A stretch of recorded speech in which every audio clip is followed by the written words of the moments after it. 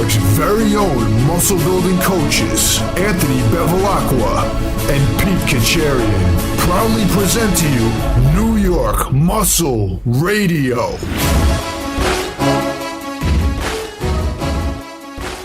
What's up, guys? New York Muscle Radio, episode number 151. Dr. Squat Fred Hatfield himself shares his world record secrets with New York Muscle Radio. On today's podcast, we had the pleasure of interviewing the GOAT, the greatest of all time, Dr. Fred Hatfield. He gives us his secrets to success in the fitness world. If you're a new listener, welcome to the best muscle building, fat burning podcast network ever. What's up, big guy? How you doing? I'm doing good, man. You know, it's funny. You just mentioned that we're up to 151. I'm just realizing that now that we already broke 150 now. Yeah, I know. I realized that when we were recording episode 150, I was like, we probably should do something special for 150 because it's the 150. We did something special for the 50, the 100. Yeah. I guess we'll have to wait to the 200th episode. We'll save it because 200 is going to come around so fast now at this point at the rate that we've been putting these out. So we'll plan something big. Like I say this every time, but we'll plan something even bigger. We got to outshine our last 50th anniversary every time around. So we'll hold off until 200. Whenever I hear 151, I think of the alcohol. I think of the Nas song. Well, I don't even know that song. What song is that?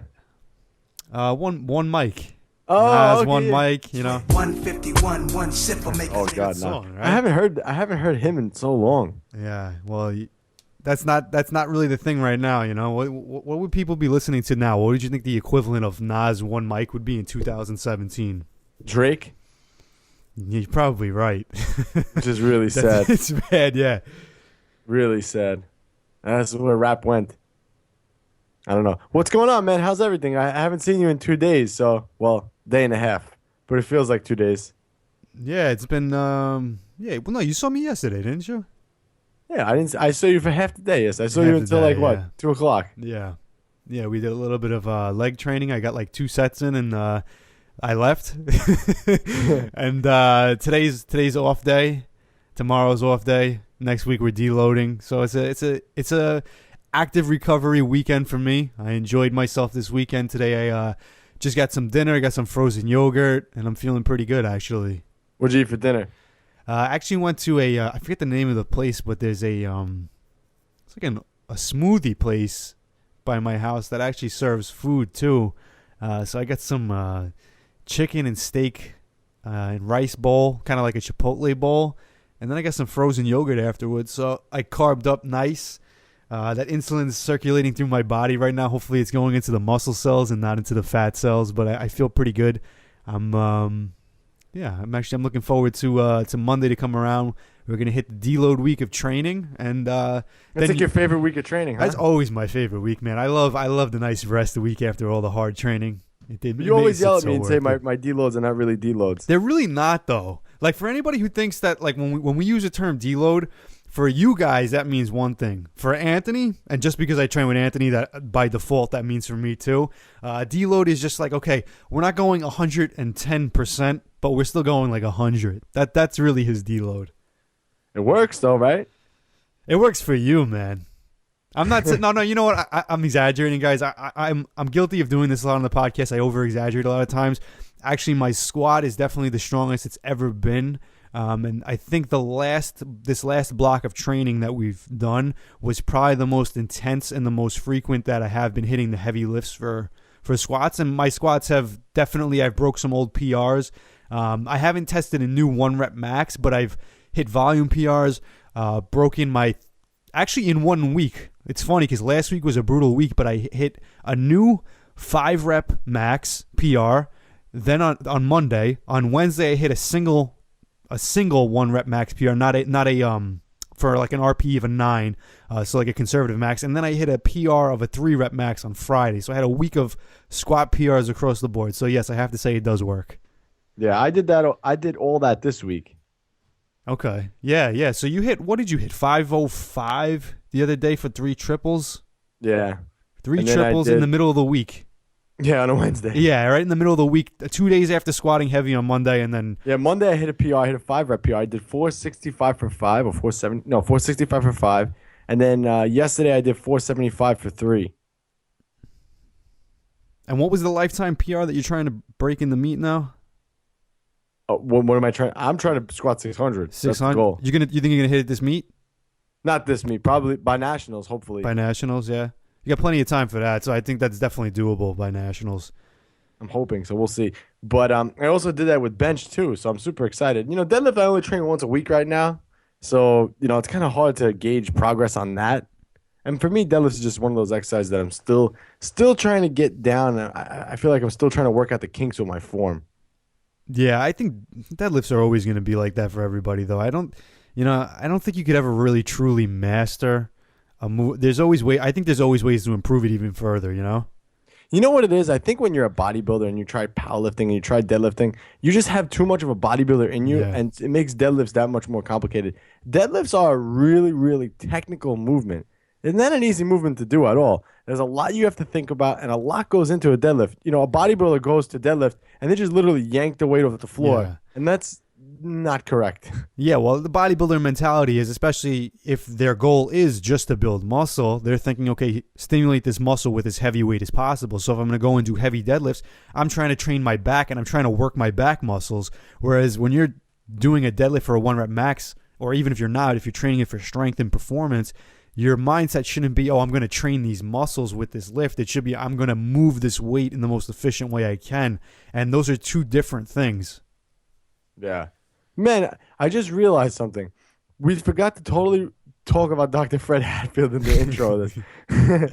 So, guys, we have Dr. Fred Hatfield on. This guy is the greatest when it comes to powerlifting. I'm ISSA certified as one of my certifications, and I've been certified with them since 2005, and he is the chairman, the owner. He founded this. So this guy has done it all. He squatted 1,014 pounds at 45 years old, and he's just a beast. We have him on the line today. I believe he's like in his 70s.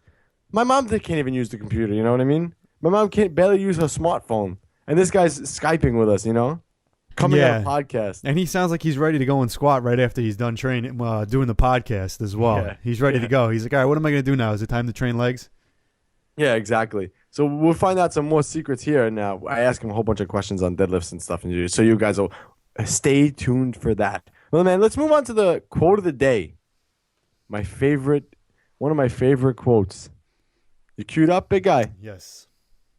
To maybe the 9th, 10th, 11th, and 12th rep with a certain weight. So that makes the body grow then, going through this pain barrier, experiencing pain in your muscles and aching, and just then go on and go on and then go on. And this last 2 or 3 or 4 repetitions, that's what makes actually the muscle then grow. And that divides then one from a champion and one from not being a champion. If you can go through this pain barrier, you make it to be a champion. If you can't go through, forget it. And that's what most people lack, is on this, having the guts to go in and just say, I go through and I don't care what happens. It aches, and if I fall down, I have no fear of fainting in a gym, because I know it could happen. I threw up many times while I was working out, but it doesn't matter, because it's all worth it. I threw up many times while I was working out. I threw up. Arnold, man. That's a great quote, and of course it's one of Arnold's famous quotes, but the reason why I like that one is, even though he may not be correct in what he's saying, it is those reps that you don't want to do, the ones that really help build muscle. It's going through that, like he said, going through that pain barrier and breaking through and just saying, I'll go through and I don't care what happens. And Yeah. it's so true. When it comes to, like me, for example, the other day was squatting, and trying to go for a triple with a weight that was previously my conservative max. And I'm trying to do triples with it. And there's a big level of fear going into that, like, okay, am I going to miss this? What's going to happen? But going through and just say, I don't care what happens. Right. I go in and I do whatever I can, and that's it. And it always ends up working out that way. But you got to have the guts, like he says, to just go through and do it. Whether it's squats, bench press, deadlift, or overhead press, it doesn't matter what it is. Yeah, the biggest message I think you take away from that is him just saying the fact that you have to have that mindset of, if I fall down or whatever happens, if it aches, I don't care what happens, because it's all worth it. And the reason that I think that that's such a good take-home message is with anything, if you're trying to get the results from it and you're thinking about something wrong that might happen or not getting the results, it's taking your mind away from focusing on doing what you need to do to get the job done. So like you said, if you're squatting and you're worrying about, if I fall down or if it gets heavy or if I crush under it, those are negative thoughts that are going to take away from the main objective, which is I have to squat this weight to get the results. So your mind has to just be on doing what you have to do and not focus on anything else that happens and not worrying about what else could happen, because anything can happen. Yeah. If it's squats, the weight could roll off your back. I mean, there's thousands of things that could happen. God forbid anything does. This is why you got to practice safety, set up catches. Some people didn't like our episode that we did on spotting, and some people have made fun of us for saying that these guys are tools for not saying that you need a spot. But if you can't handle a certain weight and you're relying on your spotter to do the weight for you, what are you getting out of that? I don't understand. You're not getting overload if the spotter's lifting it for you. Why can't you just? You may as well just lift lighter. Let's say you're doing the 100-pound dumbbells on flat dumbbell press or incline, whatever. Let's say incline. You're doing 100-pound dumbbells on incline. If I have Big Pete spot me and he's pushing with 10, 20 pounds of force to help me get it up, what's the sense of doing that? Why not just do 80 by myself? Yeah, you're better off doing 80 by yourself. I don't understand why. But so many people, I want to go heavier. I don't know if it's an ego thing. It is an ego thing. But it's so idiotic. Yeah, well, that's why you train the way you do, and the idiotic people train like idiotic people. Well, what do I know, right? Yeah, we're not going to get into that. Yeah, and according to you, I'm not a nice guy. Yeah, I had a whole clan of people team up on Anthony yesterday on Instagram and Facebook Live. It was actually pretty funny. Yeah, go ahead, tell everybody. I recruited everybody off of Facebook and Instagram Live to tell Anthony that he was arrogant. And everybody said he was arrogant. So you called me arrogant, right? So I did some looking up on what arrogant is. So arrogant is basically calling somebody like an uppity, someone who hates, like, they can never be wrong and they're just always right and their way is the only way it goes. So now I thought about this very clearly. So you called me arrogant. So by you calling me arrogant, that makes you arrogant. That makes me arrogant, right? Yeah. Yeah. Yeah. You sound so arrogant by saying that, man. No, but I'm just stating the fact. You called me arrogant. So you said that I am an uppity and that my way is the highway. But by you calling me that was an arrogant statement, right? But it's true. It's true. I was saying that as a joke because I thought it was hilarious, and everyone started it was hilarious. Everyone started teaming up on you. Because you started to do your typical thing. I don't know what you were ripping on me for. So I said, he's so arrogant. Everybody, don't you know how arrogant this guy is? Everyone's like, yeah, he's arrogant. He's arrogant. I'm like, everybody in here, if you think that Anthony's arrogant, start hitting the like button. Someone was sending us thousands of likes. That was so funny. It really was.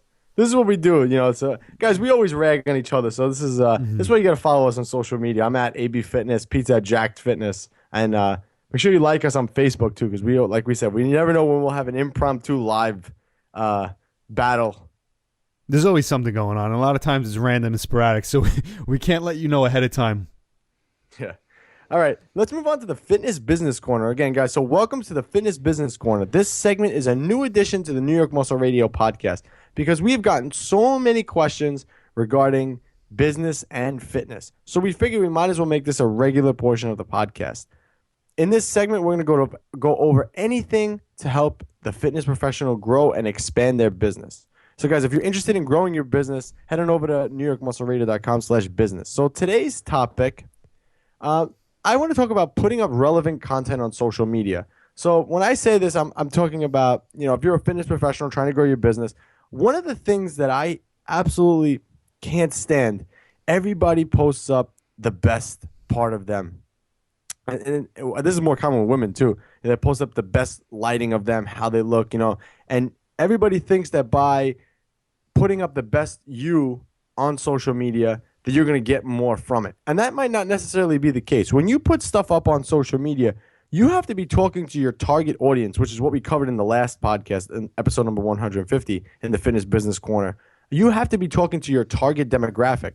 So if I'm trying to attract powerlifters to me, and I put up a powerlifting post or a post of me squatting and whatnot, that's going to attract that type of people. But if I'm trying to attract a mom who's trying to lose weight and I put up a video of me squatting 500 pounds, it's not really going to go over well. So you got to be putting up relevant content based on what you're doing. I think that a good trick for all fitness entrepreneurs, Pete loves that word, but I think a good tip for all fitness entrepreneurs is put up things that you're not proud of.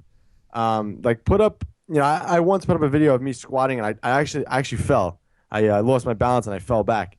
And I put that video up because I wanted to show people, like, it's not always me squatting 500 pounds. It's me squatting, it could be anything. Anything could happen. It happens to everybody. Nobody's perfect. If you try to portray yourself as being perfect, people are going to think you're arrogant. Mm-hmm. Yeah. And you know what it is, too? People just don't relate to perfect people. They don't relate to people who always have this image of perfection. People relate to people that are similar to them. So that's always should be your goal. Your target audience should be somebody that can relate to you. And, that's going to go hand in hand with the information you put out, the content you put out. And generally, when you're reaching those people, they'll listen to your advice. So if you're putting out content there about you and your personal situation, your personal viewpoint, people are going to relate to you, and they're going to be more likely to be receptive of that. So if I go out and I, put some content out, which we do every single time we do this podcast, for example, I give my own point of view, my own experience, and plenty of people that are similar to me, that are like-minded, they can relate to that, and they can say, wow, I understand him. That makes sense. We're similar in that regard. So, I understand his message, and I actually want to hear more about him. So yeah, you got to put out the good and the bad, and you got to put out what's true to you. Because the big thing with the fitness industry, unfortunately, is people don't put out the truth. It's always, you get people posting, oh, I'm eating clean. They'll do an ab picture, eating clean, doing cardio, when they might not actually do that to get those abs. Nobody's going to really relate to that. It's just a generic thing. Eat clean, do your cardio, and you see abs. But if you tell people, look, these are my abs. I'm a flexible dieter. I actually just ate pizza today on my refeed day or whatever it is. I've been fitting ice cream in, and look, my abs are still good.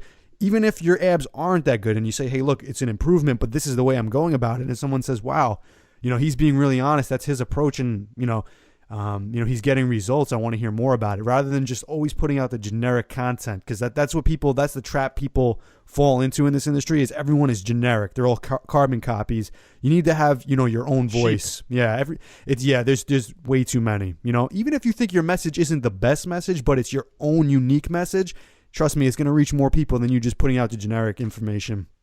Yeah. And I think another thing too, when you want to put something up on social media, put up something that someone can learn from. They could look at this and say, wow, this is actually good. I want to share this with my friends. So if I saw something good, I always tag Big Pete in it. Like, oh, Big Pete, look. Mm-hmm. So that's what you want. You want people to look at it and say, wow, I take this away from it. Let me tag someone in it. Or maybe this one will give me motivation. Let me tag this person in it. You want that, because that's how you're going to blow up on social media, when people start tagging everybody. Because then your friends find out about your friends, find out about this one, about that one. So you kind of bring everyone together. So that's why you guys listening to this, yes, you with the headphones, listening to this podcast, you got to share this shit.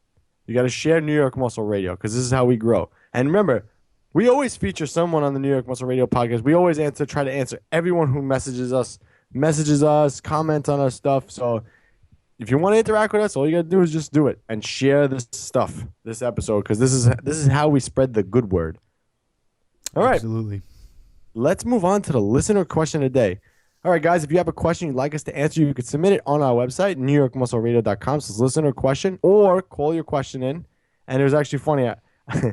We'll see based on this caller's call in, but I actually told you last time, you listening to this podcast, I said, pick up the phone right now. Dial 508-687-2534. And this listener called in right away. So see, that's someone who takes action. And that's why she's the first one. She bumped everybody else's question. She bumped it ahead of the line because she did that. So if you want to take action, pick up the phone right now and dial 508-687-2534 and talk to us. Give us a comment, a question, anything. We're down for anything. All right. Let me just cue this up here. My phone is I need a new phone, man. It's acting up. All right. Hold on. Here we go. Hi, Pete and Anthony. I'm a New York Muscle Radio listener, and you guys told me to call in on the 150th episode, so that's what I'm going to do.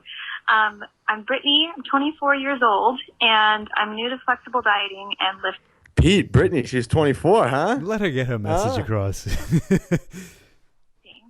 I'm going to start the Glutealicious program after I have my second. And you know she's gonna have glutes.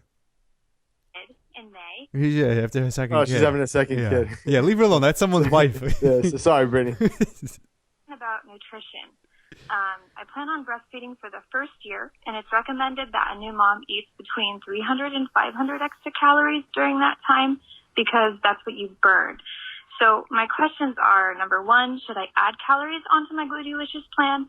And if so, number two, what are the breakdown of macros on those extra calories? So thanks. All right. So basically, thank you again for calling in. We appreciate that. So she's pregnant. She's going to be giving birth, and then when she does, she's going to follow the Glutylicious program, and she's wondering about calories. So yes, it is true that you burn an extra 300 to 500 calories breastfeeding. So you do need to replace those calories.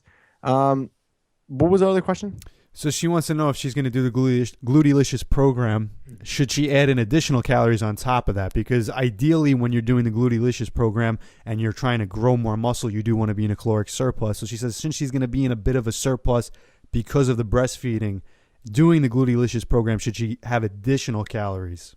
Yeah, so again, you have to replace those calories. So yes, so I would add 300. I would go with the low end. I think that you'd be okay with the low end. 300 calories to your diet every day. Again, unless your doctor says otherwise. Yeah, and again, you want to do it at the appropriate rate for the amount of muscle that you're trying to gain.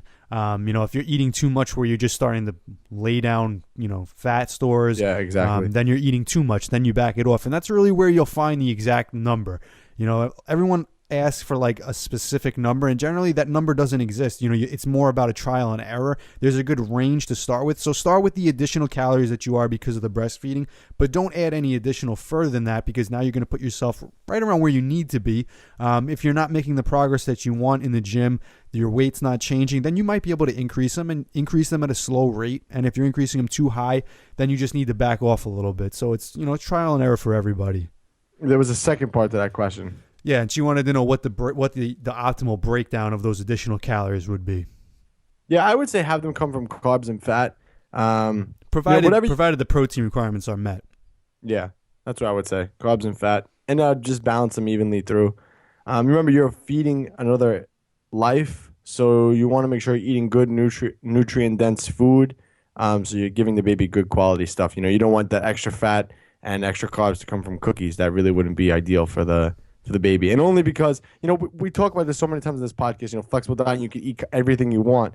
But when it comes to being healthy, it's very different. You want to eat food that's, very rich in micronutrients, has plenty of vitamins and minerals, because, again, this is the baby's only source of food right now. So if you're loaded up on cookies, it's not going to be ideal for the baby. So you want to make sure. I could be wrong there, but that's my belief, and I would want to try to give my child everything. Oh yeah, absolutely. That's definitely one case where there's always an argument that because it's true that flexible dieting is not as optimal as eating more quote unquote clean food, bro foods, when you're looking at the micronutrient breakdown of those foods. So as far as building muscle and burning fat, that's going to matter much less. But for overall health benefits, sure, you're going to be missing out if you stick to just whatever foods you want and not taking in those micronutrient dense foods. So yeah, you definitely want to get in the healthy foods, get those additional calories, but choose your food sources wisely as well. Don't just have additional calories, like you said, from cookies and cake and whatever. That's not necessarily going to help you. Yeah, this is the time in your life right now where you should be eating like a quote unquote like bro, healthy foods. All the foods that are quote unquote healthy is kind of what you should be eating, because again, you want to provide your beautiful baby with proper nutrients.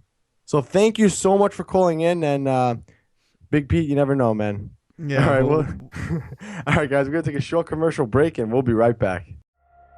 Are you a fitness professional who wants to enter the world of online coaching? Do you have a fitness product or program that you want to reach a massive audience? Do you want to grow your social media following so large that potential clients come to you? We specialize in helping fitness businesses thrive in the online world where there's an overabundance of so-called experts. We help you stand out. We will help you using the same principles we applied that grew our business from zero audience to over 500,000 loyal followers and thousands of online clients worldwide. If you want to dominate the online fitness world, have new clients and customers demand to work with you, and consistently get results, then let's talk. Visit NewYorkMuscleRadio.com now and click on that business tab.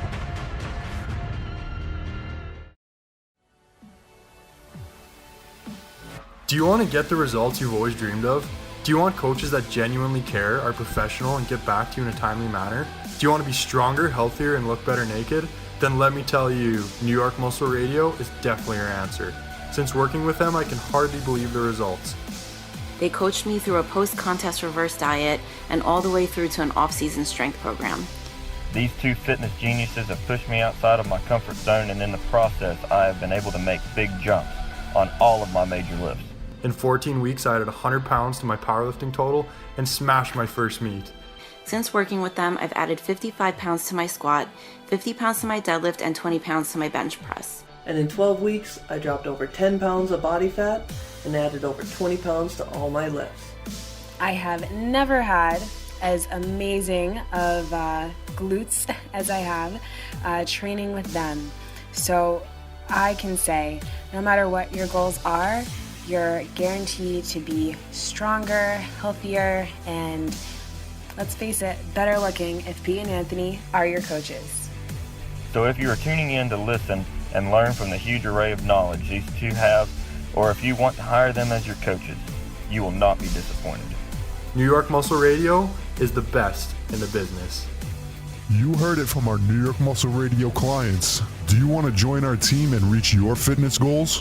Visit NewYorkMuscleRadio.com for all our coaching programs. But I'll tell you what, when I'm done, my biceps are humongous. Humongous. Like that, bang! My name is Anthony Bevilacqua, and I'm the host of New York Muscle Radio podcast. My arms have been a weak point for years. When I started training, my arms measured 11 inches. Even after many years of hardcore training, nothing would get them to grow. With the help of my co-host, Big Pete, we set out on a mission to gain 1 solid inch to my arms in 12 weeks. In the greatest experiment of all. 12 weeks later, this program finally helped me get 18-inch arms.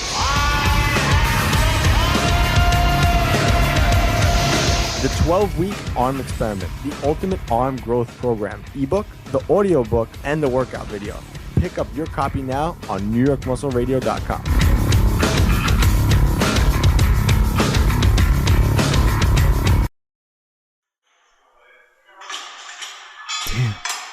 Nice, Pete.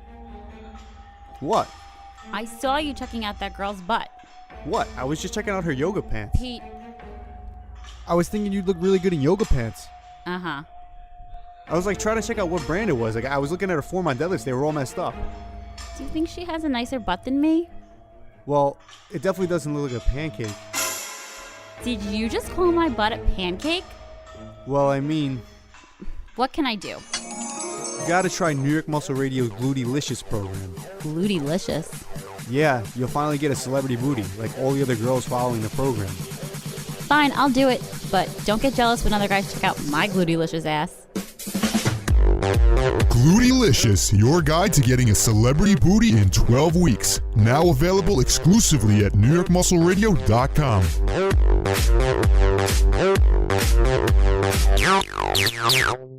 Hey, great coffee. Doesn't it taste good as Fresh Perk? Better. Better than those girls make at the office? Honey, their coffee can't hold a candle to yours. Coffeine, the world's only instant coffee that's fortified with muscle-building protein. Visit buyproteincoffee.com now. What's up, New York Muscle Radio listeners? It's your co-host, Big Pete Kacharian, and I'm glad you're all listening. Put down that tilapia and asparagus. Learn how to get bigger, stronger, and leaner eating what you want. Pick up a copy of Cracking the Flexible Dieting Code exclusively at NewYorkMuscleRadio.com. But for now, let's get to the show. All right, guys, we're back. New York Muscle Radio, episode number 151. And today we have the pleasure of having Dr. Fred Hatfield. Dr. Squat is on with us today. Dr. Squat set a world record in squats with a squat of 1,014 pounds at 45 years old in 1987. That was the year I was born. He was also the founder of Men's Fitness Magazine and the International Sports Science Association, which is my certification, as well as written 60 different fitness books. I'd like to welcome on Dr. Fred Hatfield. What's up, Dr. Squat? Thanks for coming on, man. 60 is an old number. It's up to 120 now. Oh, wow. Okay, I got to correct myself. Somebody asked me if I wanted to write another book, and I said, about what? So, Dr. Squat, tell our listeners a little more about yourself. How'd you get into fitness and your story? Well, my partner, Dr. Shalaria, and I were sitting around one day watching television, and some guy was on TV, and he had just gotten himself a new gig working with one of the Hollywood movie stars to try to get her in shape because she was fat. Long story short, he did everything wrong that he could possibly do wrong. His dietary advice for her was nigh unto dangerous. And he was having her do exercises that I wouldn't have a football player do, let alone a skinny little, well, sort of chunky little 5-foot girl. You know, and he just did everything wrong. And so Sal and I got to talking about it, and all of a sudden it just happened. You know, we decided we're going to do something about this and started the ISSA. We were the first organization ever to certify personal fitness trainers. Yeah. And we're the only ones now who have graduated up to college status. We're actually an accredited college now. Oh, wow. I did not know that. Yes, we are. Wow. So how did you get into fitness? So first of all, how old are you? I'm 74. Wow. So my mom can't even use Skype, and she's younger than you. So you're 74 on here at Skype with us. So it's this guy doesn't stop, clearly, as you've seen, based on his accolades. So how did this all start for you way back when? How did you get into fitness, period? On my way home from school one day, I was 12 years old, thereabouts, and I saw some big guys, teenagers, working out in the gym, in a garage. They were lifting weights, and I had never watched anybody lift weights before. I barely knew anything about it at all. So I stopped and watched them, and they invited me over and said, come on, let's try to lift this. So I did. I went over there, and I lifted it 4 or 5 times, and I put it down. Well, it was 125 pounds, as I recall, and not one of them could even come close to doing it. So I knew I was a pretty strong kid. You know, I was living on a farm, an orphanage. We had like 20 cows, bunch of baling hay and corn up in a silo, and I was a hardworking kid, so I was always very strong from that, and I just fell into it. I fell in love with it. So now, what year is this? 'Cause I want to try to like see who's around at that time. I want to know if you had any idols. About 1954. Okay, and so my idol was Steve Reeves. Yeah, because I was gonna say that's Steve Reeves' time. And Bill Pearl and Reggie Parks.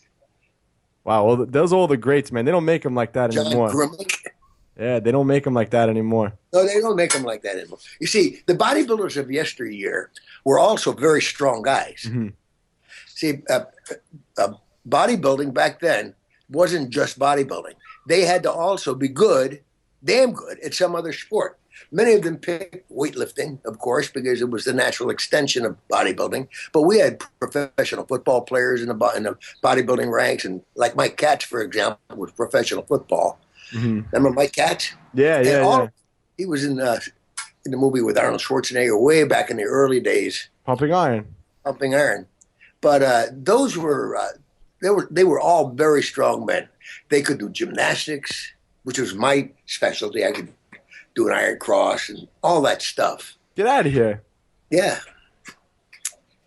I'm curious. I have a question, actually. From back then, since those were kind of the guys that everyone was looking up to, I'm curious, how hard was it to get information about how those guys trained, what their nutrition was like? It wasn't hard at all. Iron Man magazine was around with Perry Rader. He's long since deceased. And, of course, Bob Hoffman's magazine, Strength and Health, was around, and all of us read those 2 books. Joe Weider was not even begun yet, but he kind of got to start out of Canada with a thing called Your Physique, a magazine called Your Physique. But it wasn't nearly as popular as Iron Man and Strength and Health magazine. So you started lifting weights, then you realized you were strong. So I kind of want to hear the rest of the story, so you started lifting, and then what happened from there? Did you start following like the routine from the guys that you mentioned? Where did it go from there? Yeah, I did. I followed some basic routines that I read about in Strength and Health magazine or Iron Man magazine, and followed those guys every year. Every month I would save my pennies and buy a magazine because that was the only thing that mattered in my life back then.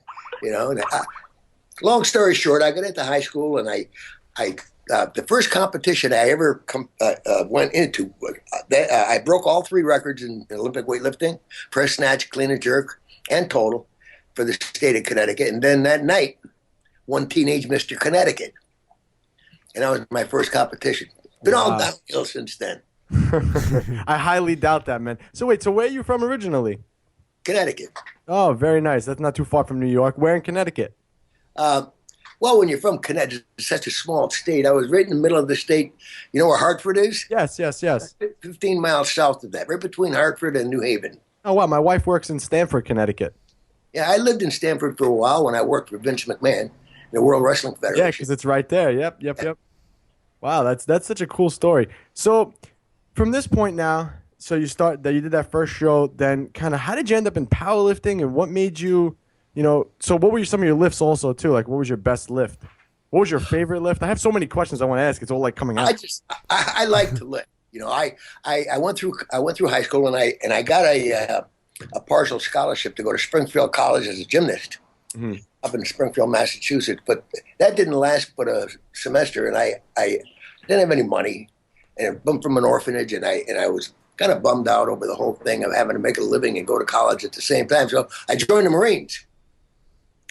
And after the Marines, I went to college on a scholarship. The dean told me, you stay on the dean's list and you can go to school free. So I did. I guess that's not possible anymore. I don't know. But that was tough now. That was Southern Connecticut State University. So I graduated from there. But while I was there, I competed in gymnastics, and I continued on with my lifting. It was Olympic lifting. Powerlifting had not yet been invented. And when powerlifting came around, I tried it. I found out I was much better at powerlifting than I was at Olympic weightlifting. So I switched. And inside of a year, I was breaking world records. Wow. And I went from 181 up to 198, 220, 242, and then lifted in the 275-pound division. I broke world records in 5 different weight classes. Wow. Including 1,014 pounds. As a 255-pound person, I lifted more weight than anybody in the history of powerlifting competition. Does that record still stand? Well, in my mind, yes. But I'm going to tell it, there's a caveat there.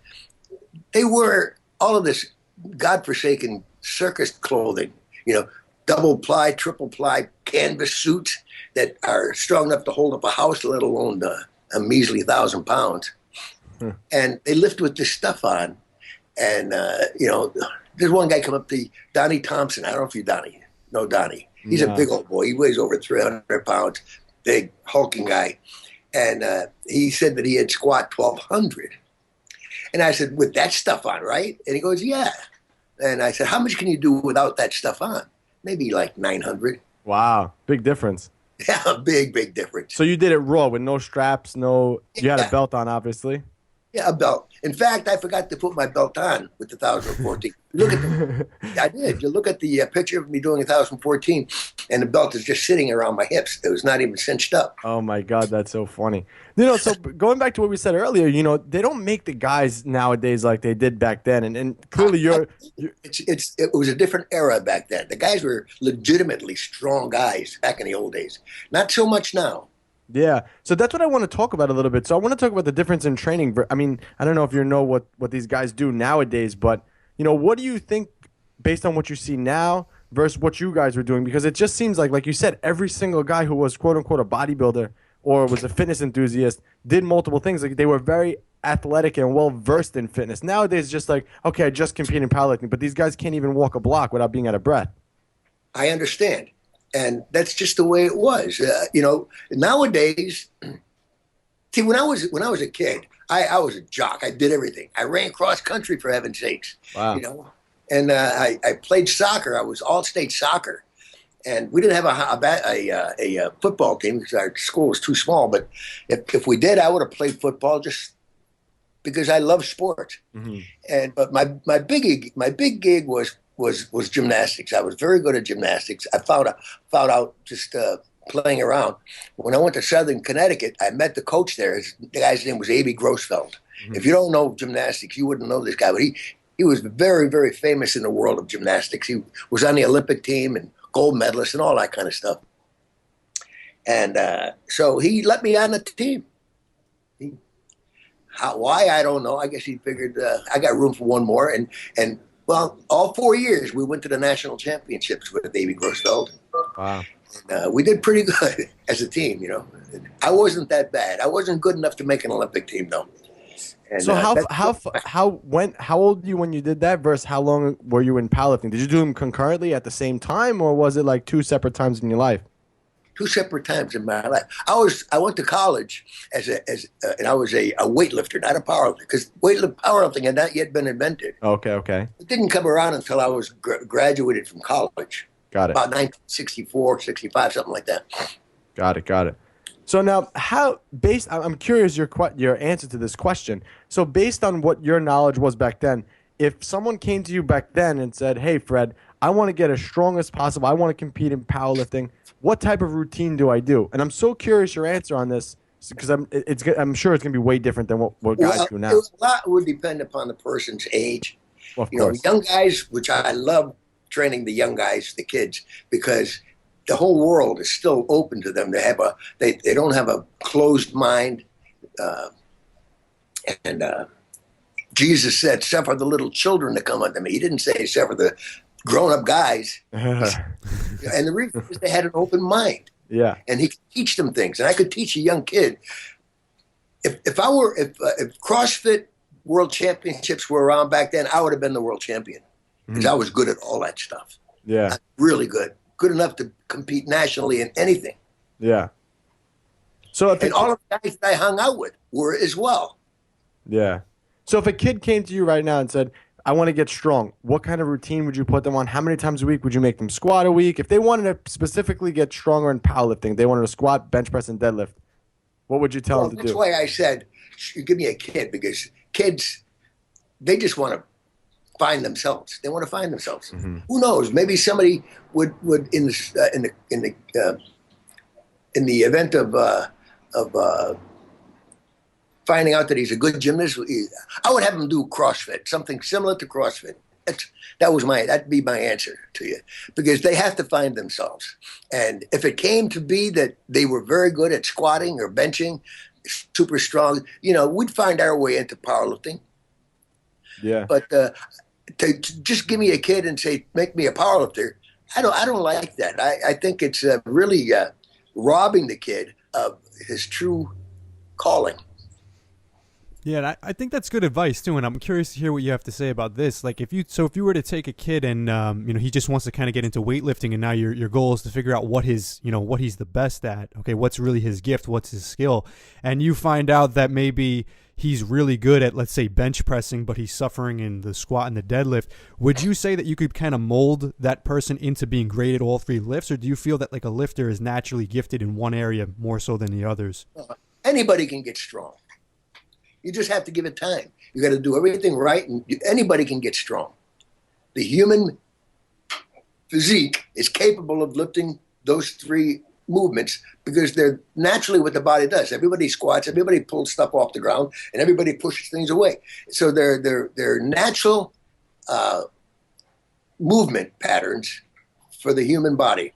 So anybody can do it. Anybody, my partner likes to tell a story of this little old lady that used to hobble around this neighborhood. She was leaning on one of those walkers, and she was like 85 years old. And she was moving herself around the neighborhood trying to get some exercise. So he struck up a conversation with her and talked her into leaving the walker at home. And instead, stand up and sit down in the chairs. Because the walker was one of those kind that you could sit down in, And so she'd sit down in the walker and stand up and sit down. Pretty soon she could do it with no hands, and pretty soon she was doing 8 or 10 sets throughout the day. And she was walking fine inside of 2 or 3 months. Wow. That's what the capability is of the human body. And so I can get anybody strong enough to compete in powerlifting, strong enough to be a world champion. No, you got to have some talent for that. Yeah. And you seem to be, just like you said, anything that you attack, you seem to just excel at. What do you attribute that to? Like, so what can our listeners, someone listening to this wants to be the best in, let's just say it is CrossFit. What kind of advice would you give them to be the best? Passion. You know what the word passion means? You know, you got to do what you're passionate about. You can grow passion. You know, if you don't have passion right now, you can actually grow passion, but you got to be doing something that you're good at. And you find out that you're so good that that's what you really want to do with your life, then you can become passionate. I love it when I can find a kid that is passionate about lifting, you know. And let me tell you about passion, okay? You got a minute? Yeah. We have all the time in the world for you. I want to read this to you. Let me see. I got to find it, though. Can't believe we're talking to Dr. Squat, man. This guy's the man. Wait, where are you right now? It looks nice and sunny and warm.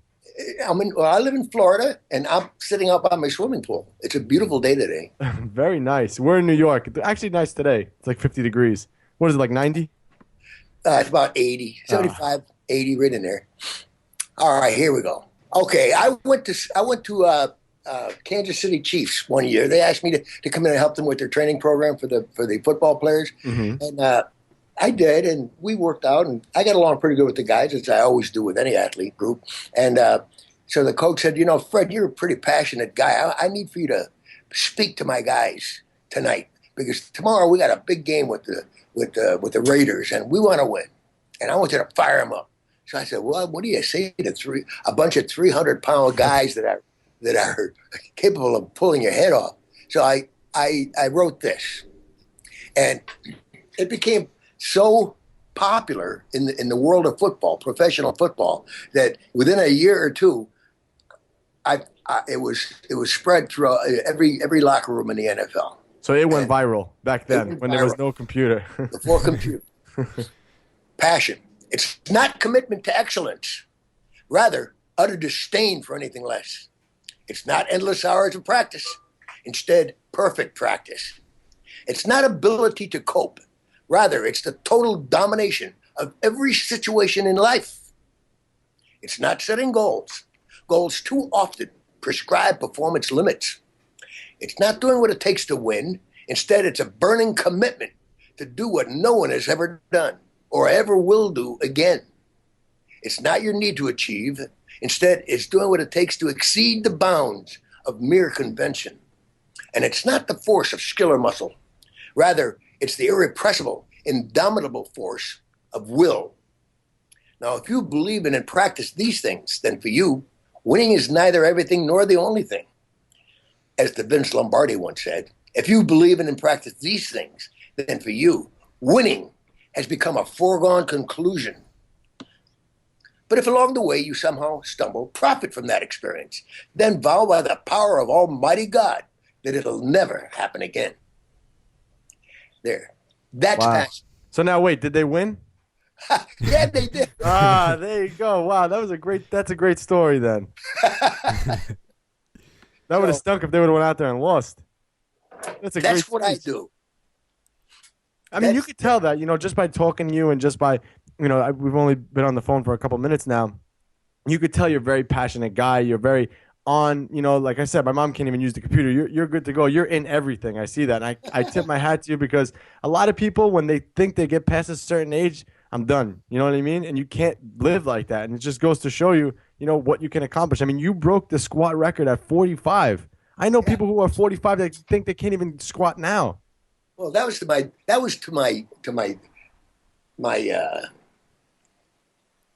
something other than credit. What? Shame, because it took me that long to figure out how to do it. I'm curious, since you're talking a lot about passion, and clearly, you always loved training, you always loved lifting heavy, you loved every aspect of the sport. Was there ever a time where you did have maybe some self-doubt along the way? No. Easy answer, right? I didn't even know what that word meant. Wow. Yeah, I think a lot of people are going to take a lot away from this because you know what? You're right in everything that you say. You know, so many people set limits to themselves. I can't do it. I can't do it. And it really is. It's all in your attitude and how you perceive things. If you think that you can't achieve, you're not gonna. It's that simple. Yeah, well, I agree with you. You got to look at it in a different way. You got to see that other people have done it before you. Yeah. And if that's possible, then you can do it too. So You just have to figure it out. So based on going back a little bit to your training, so it was like the 60s when powerlifting started and you started competing in powerlifting. One of my idols in lifting is Arnold Schwarzenegger. So where was he for you in your life? Was he a mentor to you? Did you ever get to train with him? Oh, Arnold and I knew each other very well. I was working for Weider at the time he started coming up. Right after they did the movie Pumping Iron, I Weider Muscle and Fitness magazine, and I was the editor in chief. And so I see him in the office sometimes. I didn't have a whole lot of regard for the guy because he was very arrogant and somewhat stuck up. As you can imagine. He's Austrian. They're all that way. And my wife at the time asked him for his autograph. She worked in the Weider offices too as a secretary. And Arnold said, "Go see my publicist." Wow. So I from that point on, I said, "No, that's enough with Arnold and me." So. Oh, wow. What a great. So I've heard things about that with him. A lot of people talk positively about him, and then you have the stories like that make him. You think the fame was getting to him at that time? Well, listen, he grew up with this amazing set of genes working for him. Body proportions were just absolutely great. Yeah. And he was a great bodybuilder. Don't get me wrong. Yeah. So I want to know a little bit more about what else you've accomplished because I'm kind of uncovering more and more things as we're talking. So you worked with Vince McMahon. I mean, it seems like you worked with all the top guys in the fitness industry. So in addition to having the personal training certification, you had Men's Fitness magazine. How did this all happen for you? What else did you accomplish that I'm missing here? There's so much of the story we're missing. You got to give us the whole bit, man. You're going to have me on 3 or 4 more times. Hey, I'll have you on 5 more times if it means getting the answer to these questions. Because, it's so important for people in fitness. You got to understand, nowadays with social media, everything is smoke and mirrors. Everybody tries to persuade, view themselves as bigger than what they actually are. And when you get someone like you on the line here, you really have to sit back and say, look, this guy accomplished way more than anyone's going to accomplish, in fitness. And you're still doing it. So that's why you'll come on here 5 times, man. You're always welcome. A day doesn't go by that I don't come across something that I wrote years ago that somebody else has claimed. So there's that. Yeah, of course. And then the bro science is maddening. They don't know what the word science means. I'm a trained scientist. I went to 4 years of graduate school to figure out how to use science. Yeah. And so you can't just get it by reading the magazines or writing stuff down as though you had come up with something. You didn't. Mm-hmm. It's already there. I'm curious that you mentioned that now. So everyone's now training with a DUP style training, which basically means a daily undulating periodization, where basically you're doing a lift multiple times a week and you're using different rep ranges and you're kind of undulating the pattern. It's still a linear program, whereas you're still building up. So I'm just curious what you think about that. Did you ever do that way back when? Well, I went to the Soviet Union to study sports science under a guy by the name Here's of another nugget. Here's another nugget that we listen closely, guys. Go ahead. Yuri Verkhoshansky was the greatest sports scientist ever to live. And he's the guy that is 100% responsible for the amazing sports machine that the Soviets put out back in the old Soviet Union days. Mm-hmm. They won everything in the Olympics. When they first decided to compete in 1956, Melbourne, Australia, they beat everybody at everything. And the same thing in 1960 and on. And Yuri Verkhoshansky was the guy. So I had just written my first book when I went to the Soviet Union, 19 '79 or 1980. I can't remember which. And I met this guy, and he was giving a class, and I sat in on the class, and I was just blown away by some of the things he was talking about. And his big gig was periodization. Nobody in America had ever heard that word before, and he didn't, he didn't call it undulating periodization or linear periodization. He just called each period of your training. Yeah, you have different tasks, each one building upon the ones preceding it. So I stick my hand up. Okay, so let's say you're working limit strength over here in the first period of time, and then you have to get into a skill. What's going to happen to your limit strength? How are you going to keep limit strength? And Verkhoshansky said this: it's not going anywhere. It'll be there. Meaning, of course, that there's a time for everything. And once you've got it, you've got it. Yeah, you can, over the course of months of time, you're going to grow weaker, but a shot putter or a javelin thrower or a gymnast, they get strong and they keep their strength while doing their skills. And then the second thing he said to me was this. He said, if I gave you a Volkswagen to drive and you got really good at driving that Volkswagen, and then all of a sudden I took the Volkswagen away from you and gave you a Maserati, you would drive that Maserati like a Volkswagen because that's all you knew. And of course, what that means is once you change your body has changed and you've got to drive it differently. It makes a lot so of sense. You've got to be doing your skills while you're getting stronger to accommodate your new body to that skill level, to a higher level of skill. And so anyway, that's what periodization is all about. And I mean, I've written books on this topic. And Verkhoshansky wrote a great book. He's dead now. After the Soviet Union fell, he moved to Rome, and so I used to make my yearly pilgrimages to Rome to sit with this guy and just pick his brain. And the last time I saw him, he greeted me at the hotel, and he had a tie and a shirt on, and he ripped off his tie and he ripped off his shirt, and there, lo and behold, he was wearing a Dr. Squat T-shirt. I love that, But we became fast friends, and in fact, he took my book that I did on powerlifting. Which book is that? Is it that book still around? Powerlifting is still around. Oh, what was the name of that book? I would like to pick that up. Powerlifting: A Scientific Approach. Oh, I heard that book. It's the first book I ever wrote. Oh, wow! And he translated it into Russian and invited me to give a talk to a bunch of Russian coaches, which I did. So I climbed up on a table because they were all taller than me and hovering around me, and there I am, a little short guy. So I climbed up on the table and I gave this impromptu speech to the greatest coaches on earth. Was it like the football speech? Yeah, it was like that. It was a good time. We had a good time. So when you were training and you were trying to work on building that world record squat, what was your training like? Do you remember like a typical week of training? I'm just curious what it was like. I'd like to hear that. My training changed period to period to period. And I bought into the whole concept of periodizing my training. And the first thing that I would do would be to shore up weaknesses in my body, places that over the course of time I noticed were weak, just not up to par. For example, rotator cuff muscles. I blew out both of my rotator cuffs. From years and years of overuse in gymnastics and Olympic weightlifting, powerlifting, they just couldn't take the strain. So I made the mistake of not building up my rotator cuff muscles from years of overuse in other sports.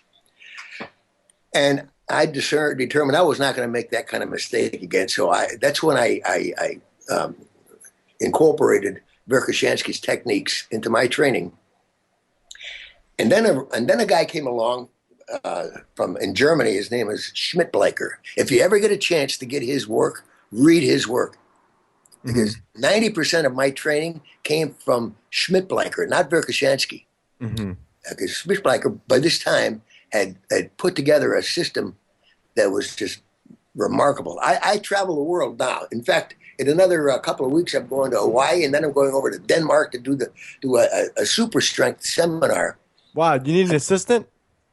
I need to come up there to run a big seminar. Oh, wow. We got to set that up then. Yeah. Seriously. Yeah, we set should. it up. It's free. It won't cost people a nickel to come watch. That's my giving back to the sport. I just want to get the word out. So go ahead. But the super strength seminar talks about what strength looks like. The 7 elements which strength is comprised of. There are 7 elements.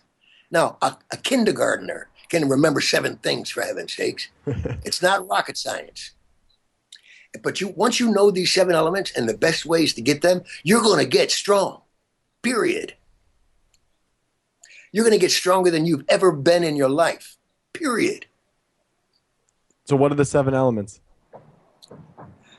You got to get me up there, man. A 3-hour seminar you're talking about. Well, you can give everyone the gist, because now I know there's someone listening to this that's in the gym right now like, oh, give us the 7 elements. All right, picture an inverted U, or your hand goes. You know what a Nike swoosh looks like? Okay. How do you think they used the Nike swoosh? Because that's a description that scientists use for strength. Here, look, watch my finger. Can you see my finger? Yes. You go down, and then you come back up. Or you rear back, and you throw. Your foot hits the ground, your knee bends, and you push off for the next step. So it looks like a Nike swoosh. Okay. That's called the strength curve. And it's virtually ubiquitous to the human species. That's what we do on planet Earth. There is nothing else that we can do of a physical nature. That's what describes life on planet Earth. Every time we move, we have to rear back and throw. Or your heart beats and then it relaxes so blood can flow in, and then it beats again and pushes blood around the body. It's the strength curve. And these 7 elements are what comprises the strength curve. Your job, I'm going to make it in a nutshell, is to take that strength curve and move it to the left so that it's much more steep. Everything is steeper and in a shorter period of time. So that it looks like a check mark instead of an easy sidewards S. Does that make sense to you? That makes a lot of sense. Yeah. That's your job in the gym.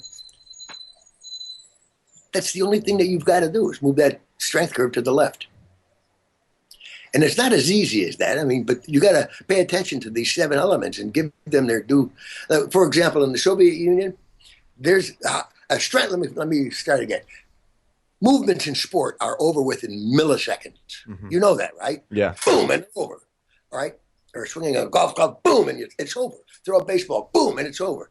You don't have time to summon all of the motor units involved in the act of throwing a 100-mile-an-hour fastball. You can't do it in a tenth of a second. It takes, scientists know, about 3/4 of a second to get optimum use of all of your motor units.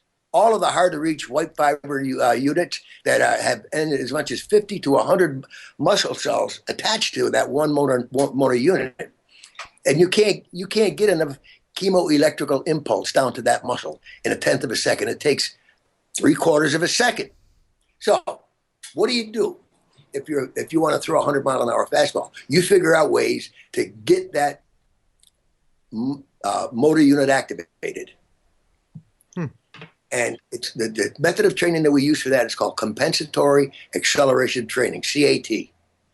You compensate for improving leverage through any given lift or movement by accelerating the bar or the implement, whatever have you.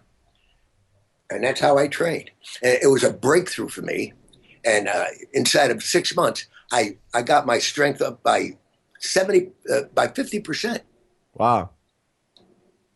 Just that one technique of training. Nowadays, they use rubber bands and try to simulate what I figured out from the Soviet training, and the rubber bands and all kinds of other devices, and they don't work as well. So you're basically trying to push the bar as fast as possible whenever you're doing any type of lift. Make the bar heavy. If the bar is only 60% of your max, right, you push it with your max every inch of the way. So essentially, you turn the bar, the 60% bar, into 100%, 120% bar. Yeah, that makes sense. See, when I do a squat, I have 1,000 pounds in the bar. Do I have to push it with 1,000 pounds of force, or do I have to push it with a lot more than 1,000 pounds of force? Yeah, a lot more. A lot more. Because otherwise, it'll just sit there and not move at all. If I'm pushing 1,000 pounds with 1,000 pounds of force, it's going to sit there in space. So I have to push with greater than 1,000 pounds. And you have to learn how to do that. Yeah. That's very, very important. Yeah. And so, but see now, from coming up out of the hole and squat, leverage is getting better and better and better through the movement. So I can push with, let's say, 1,050 pounds of force just to get the bar moving. But now I'm able to push with 1,100 pounds of force, 1,200 pounds of force, 1,400 pounds of force. So I'm getting quality overload every inch of the way through that movement. Guys have not learned how to do that in the weight room yet. Yeah, it's true. I've been preaching this for years and years, and I still don't get it. I think because it's easier said than done. It's not an easy technique to learn, to be able to push the bar like that. Most people just can't. No, the problem is they took bad advice from the big guy in the gym who's going to feed them bro science just because he's a big guy. He figures he knows, or they figure he knows. And it's been a recipe for disaster for years and years and years. Were you squatting once a week back then, twice a week? Because it's pretty common for guys nowadays, if they're trying to compete, they'll squat anywhere between squat, deadlift, or bench press multiple times a week. I'm just curious, when you were training like that, was it one time a week, twice a week? In the off season, I would squat almost every day, do some kind of leg work almost every day. And as the competition drew nearer and nearer and nearer, I would get it down to no more squatting. I'm done. And that would be about 10 days out. Within 10 days, I would do a couple of overloads, just supporting 120% of my shoulders so that I wouldn't be surprised when I put the 1,000 pounds on my back. Yeah, neurological trick. But I was done. I was done working out. So every day to no days.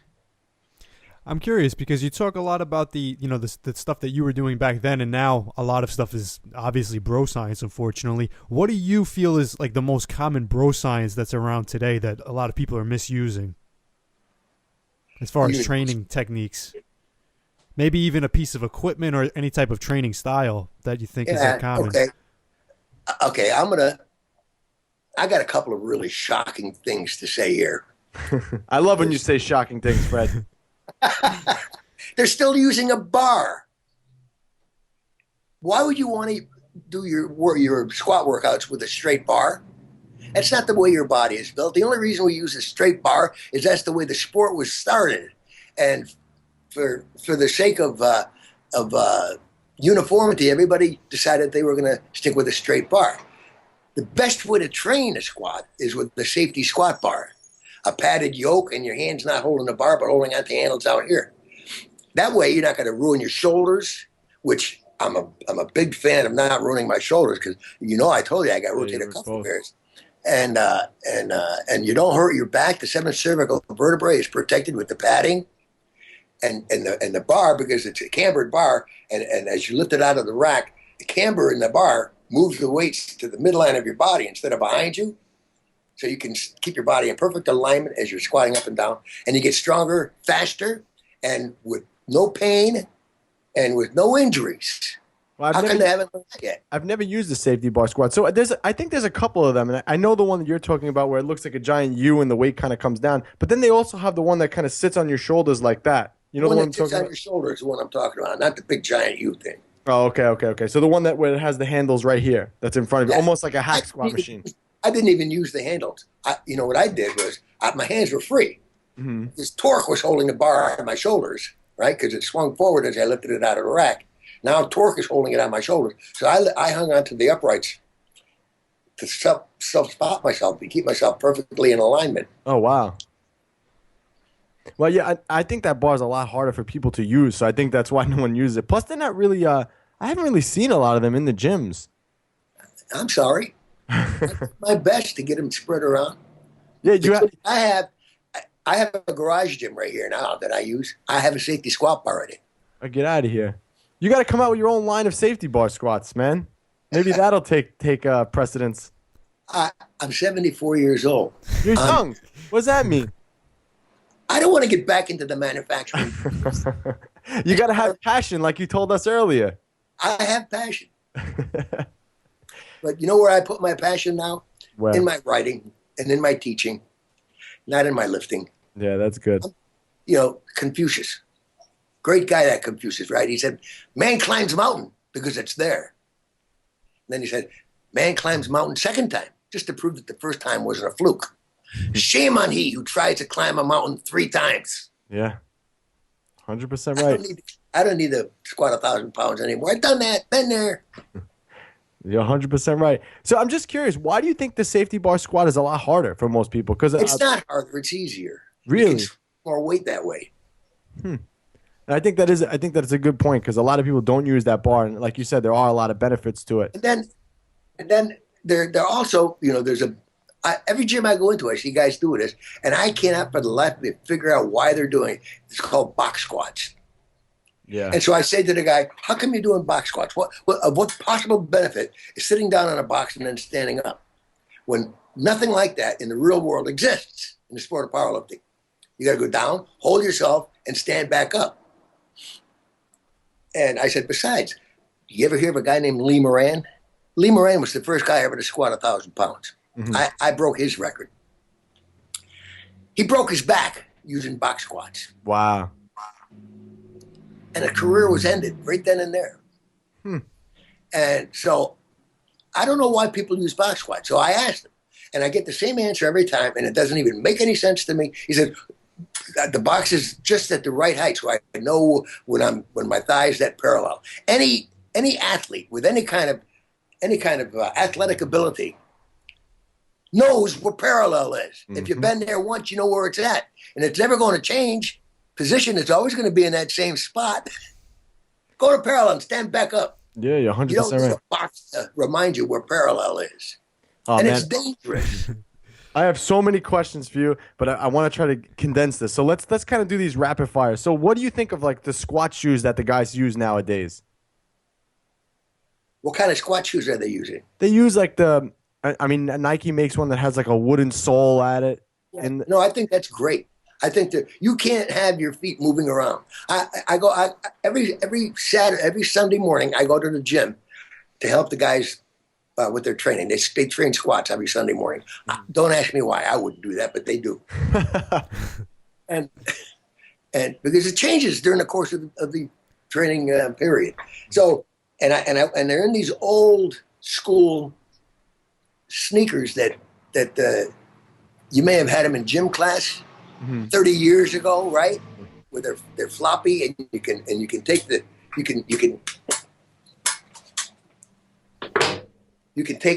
the shoe and bend it like this and bend laterally. Even this one won't, because I'm careful about my shoes, and it's got to be solid. And your feet can't be moving back and forth while you're trying to squat, because every time you have lateral movement, that's dissipated force that should be going into the bar. Yeah. I agree, 100%. I'm glad you don't think that's bro science, because I wasn't ready to throw my shoes out. Bro science. Shoes are really important. You got to have good shoes. What's one tip that you have for strengthening up a deadlift? So let's say someone has a weak deadlift. The great Fred Hatfield, I know you're Dr. Squat, fix that person's deadlift. What can they do to improve their deadlift? You got to remember, compensatory acceleration is like everything in the deadlift and in the squat, and all of it for that matter. But when you deadlift, you're actually doing a vertical jump. It's identical to a vertical jump, except that because the weight is so heavy, you can't do it fast like you can do a vertical jump. Why do you think they invented dumbbells and barbells?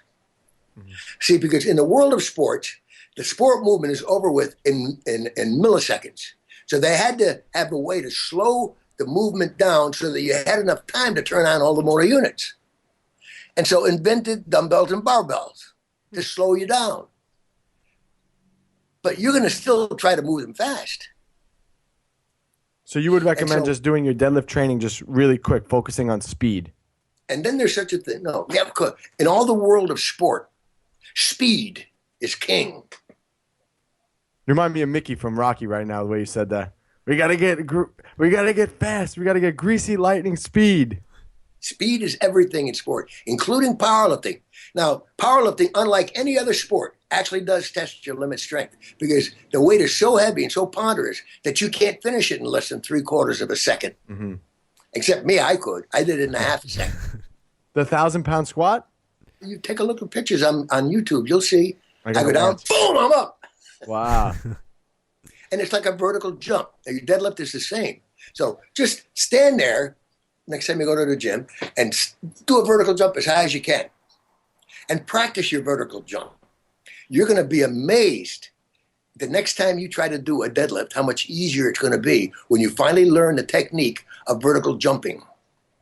That's a good point. There's a lot of technique to it now. Yeah. So, what I did right before I deadlifted, I'd be at the bar, even at a big competition. I'd be at the bar, I'd do a vertical jump as high as I could, which was over 40 inches, scare the dickens out of everybody in the gym. And then, without waiting, I'd grab the bar and pull because I got a stretch reflex, a myotatic reflex. Gave me an extra 10, 15 pounds of pulling power. Wow. Wow, that's a good tip. I don't think, because you never hear that tip before. That's why you're the greatest, man. So, again, really quick now, one more question. So, based on the deadlift, what do you think of the different variations that you see people do deadlifts now? Now the big thing is sumo deadlift. What do you think about the whole? That was big all the way from day one. I tried to do sumo deadlifts. I tried for 6 months because mathematically, it's a more efficient way to pull. You're closer to the ground. You don't have to stand up as far and all that kind of stuff. But I couldn't do it. My anatomical constraints were just overwhelming. My hips are not shaped in a way amenable to doing that. So the day I switched back to conventional deadlifting technique, I broke my own record by 50 pounds. So now that leads me to my next question based on what you just said before. So if you were doing a vertical jump, you're doing it from a conventional deadlift standpoint. So would you, based on the recommendation you just gave, if someone does deadlift sumo, would you recommend them practicing a vertical jump in that sumo position? No. So just regular. It's an anatomical thing. Some guys are suited for it. Some guys aren't. That's all I can tell you. I've been doing this that long. I know that anatomically I can't do it. Yeah. But mathematically, it's more efficient. If you can pull it off, more power to you. Perfect.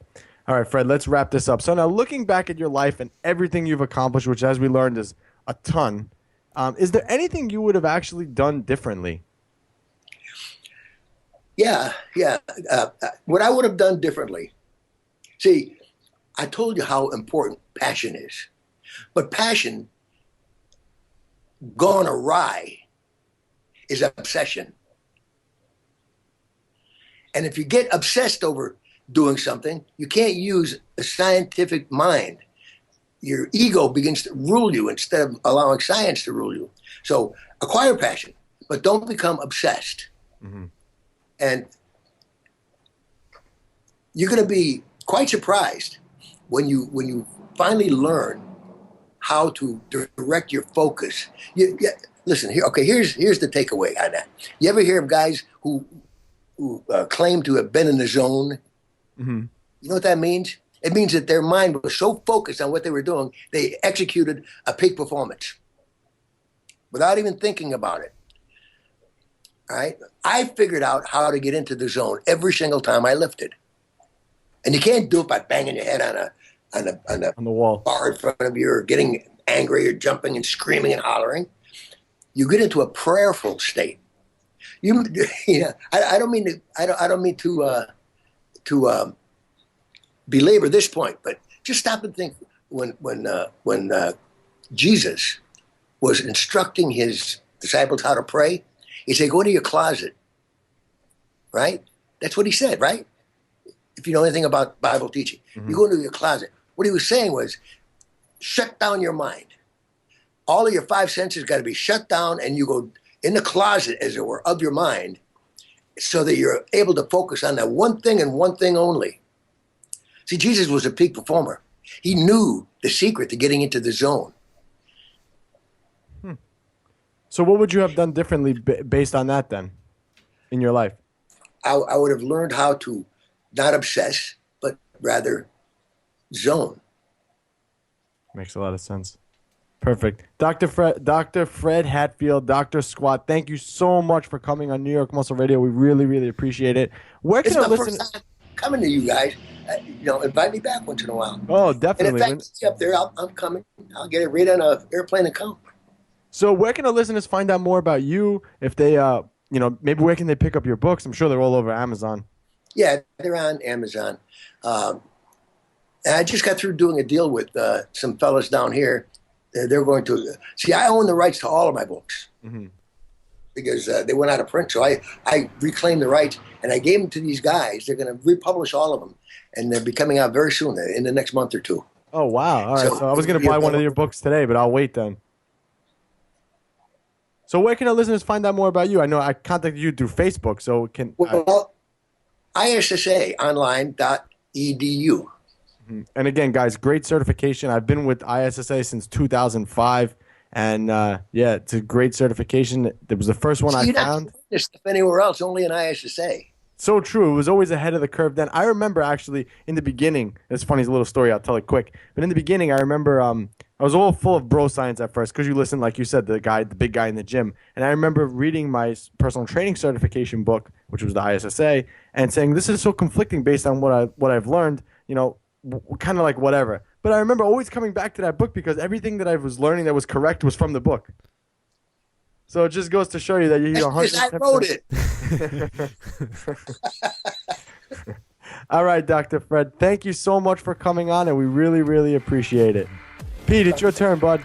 All right, guys. Pete and Anthony with Dr. Squat, Fred Hatfield, New York Muscle Radio, and we're out.